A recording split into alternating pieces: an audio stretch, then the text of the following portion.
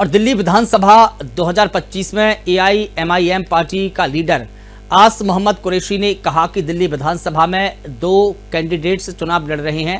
एक मुस्तफाबाद विधानसभा से ताहिर हुसैन और ओखला विधानसभा से सैफुर रहमान। हमारी पार्टी ने कहा था कि 10 सीटों पर हम चुनाव लड़ेंगे, पर अभी 2 सीट पर हमारी पार्टी चुनाव लड़ रही है।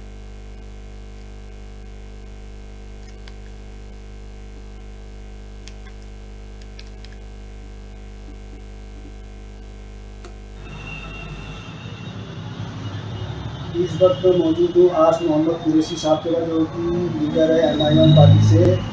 और आइए जानते हैं कि विधानसभा 2025 के इलेक्शन में क्या तैयारी है और कितने कैंडिडेट लड़ रहे हैं। आइए जानते हैं जी। इस वक्त जो है हमारे यहाँ पर 2 सीटें हम लोग लड़ रहे हैं। एक ताहिर हुसैन साहब के लिए जो मुस्तफाबाद विधानसभा है, और एक शफीउर रहमान साहब के लिए जो कि ओखला विधानसभा से है। AIMIM ने फैसला किया है कि इस बार 2 सीटें हम लोग लड़ेंगे इंशाल्लाह। तो कर रहे हैं, उस पर कंसिडर कर रहे हैं, अच्छी तरीके से लड़ रहे हैं। उनको देख रहे हैं कि क्या माहौल बन रहा है। अल्हम्दुलिल्लाह वहाँ के जो वोटर्स हैं इन दोनों जगहों के, वो साथ दे रहे हैं।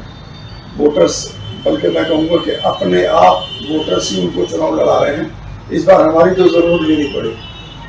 मोस्टली देखा गया है जैसे कि हमने चुनाव की 10 सीटों पर लड़ने जा रही है, 2 सीटों में ऐसा कि देखिए, हम लोगों ने ऐलान किया था 10 सीटों पर लड़ने का, लेकिन बाद में पार्टी का जो श्रेष्ठ नेतृत्व है उन्होंने फैसला किया कि नहीं, अभी हमें 2 पर लड़ना चाहिए।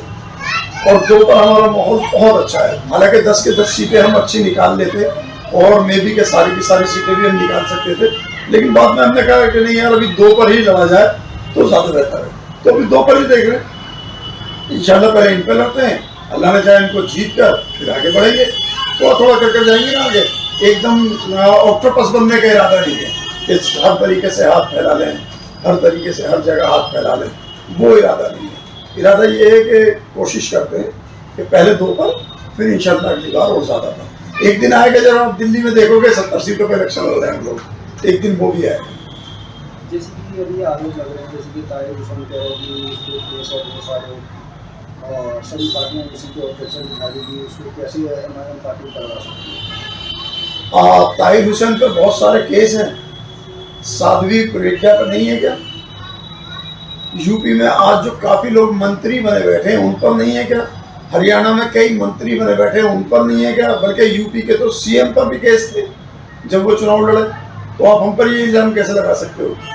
योगी आदित्यनाथ भी खुद भी केसों में मुब्तला थे, उन पर भी केस थे जब वो इलेक्शन लड़े। हाँ, ये बात अलग है कि वो जब CM बने तो अपने केस अपने आप खत्म कर लिए। हरियाणा के जो मुख्यमंत्री हैं उन पर नहीं है क्या?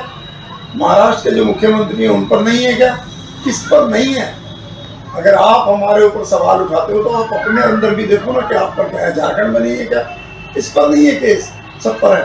लेकिन हाँ, हमारे पास एक खास बात जो है वो ये है कि हमारे वाले लोग मुजरिम नहीं है, सजा याफ्ता मुजरिम नहीं है। बाकी पार्टियों में सजा याफ्ता मुजरिम भी है, ये यहाँ पर देखने पड़ेगी आपको। तो केस तो है, आप किसी को भी साजिश के तहत फंसाइए, फंसाया हुआ है, साजिश की हुई है हमारे खिलाफ, लगा दिए केस, क्या कर सकते हैं। इंशाल्लाह एक दिन आएगा जब ये सारे लोग बरी होंगे और फिर दिखाएंगे हम आपको। जैसे कि बाकी पार्टियां कह रही कि ये BJP का एजेंट है, कांग्रेस हो या आम आदमी पार्टी हो, उनके वोट मत देना, ये BJP का एजेंट है, वोट कटवा। हरियाणा में वोट कटवा कौन था? महाराष्ट्र में वोट कटवा कौन था? झारखंड में वोट कटवा कौन था? उत्तर प्रदेश में वोट कटवा कौन था? आप मुझे बताइए।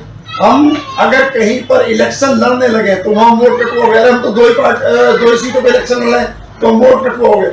आप बाकियों पर जीत कर दिखा देना, आप बता देना कि हम वोट कटवाए। 2 सीटों पर से डर गए हमसे। 2 सीटों पर डरने की जरूरत नहीं है। हाँ, एक ऐलान जरूर करूंगा, इन 2 सीटों पर जिस वक्त हम जीत कर आएंगे, इन 2 सीटों के विधायक बनकर जब हम विधानसभा में पहुंचेंगे तो याद रखना, आप लोगों की नाक में दम करेंगे अपनी इन दोनों विधानसभाओं पर काम कराने के लिए। ये हमारा वादा है। जैसे कि कुरैशी साहब कभी भी अगर मजलिस होता है वहाँ पे अपील करते तो होता पाती, लेकिन वोट में तब्दील नहीं हो पाती, इसकी क्या वजह है? नहीं, ऐसा नहीं है। वोट में तब्दील नहीं होते तो हमारी सीटें क्यों बढ़ जाती? हमारे ओवैसी साहब जो थे वो अकेले एक टाइम में जो है सांसद थे, फिर 2 हो गए, अब बड़े कम मार्जिन से बाई चांस हार गए एक सीट। महाराष्ट्र में हमारी सीटें क्यों बढ़ने लगी? यूपी बिहार में हमारी अचानक 5 सीटें क्यों हो गई?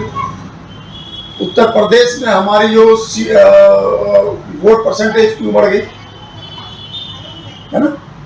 तो अगर वोटों में तब्दील नहीं होते हम लोग तो क्यों बढ़ते? वोटों में तब्दील तो हम लोग हो रहे हैं, तो वोटों में तब्दील हो रहे हैं। इंशाल्लाह एक दिन आएगा जब हम जीतेंगे उन सीटों को। अभी थोड़ा सा मार्जिन से हम कई बार रह गए, अब इंशाल्लाह फाइनल निकलेंगे। जिसकी आम यहाँ की जनता, जैसे कि मैं चाहता हूँ कि आम पब्लिक कहते हैं, मुसलमान खुद कहते हैं कि 2 सीटों में ओवैसी साहब क्या कर लेंगे, क्या फ़ायदा होगा उनको वोट देंगे, इस तरह से सवाल आते हैं। आप हालात बदल कर देखिए। पहले मैंने कहा ना अभी 2 मिनट पहले, इन सीटों जब हम चलाएं और जब इन 2 सीटों पर जब हम लोग जीत कर आएंगे और विधानसभा में जब हम पहुंचेंगे तो ये 2 सीटें एग्जाम्पल होंगी पूरी दिल्ली के लिए। यही 2 विधानसभा होंगी जो पूरी को ये बताएंगी कि देखो काम कैसा होता है। काम कर दिखाने के लिए ये एग्जाम्पल बना रहे हैं, वहां के वोटर्स हमारा साथ दे रहे हैं। जब ये एग्जाम्पल बन जाएंगी तो पूरी दिल्ली की आंखें खुलेंगी कि 2 सीटों पर अगर हम इतना कुछ कर सकते हैं तो सोचिए जब 70 सीटों पर हम लड़ेंगे और 70 सीटों पर हम जब बनकर आएंगे और हमारा सीएम बनकर आएगा तो क्या हालात होंगे। तो 2 सीटें हैं, एग्जाम्पल है, आप इनको एग्जाम्पल बनाइए। इंशाल्लाह जब जीतेंगे दिखाएंगे आपको क्या कर सकते हैं उन 2 सीटों पर।